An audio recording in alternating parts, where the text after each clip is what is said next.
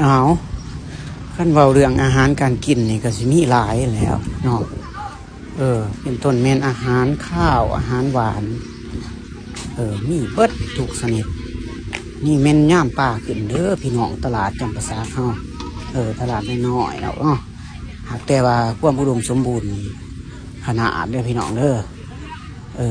ป่าหลายเนาะเป็นป่าปากป่าไนป่าเพียป่ากอก็มีพี่น้องป่ากอนี่โลแพงเด้อ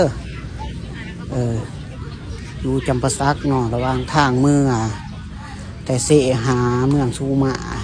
สิมีเป็นประเภทเพชรไก่พัก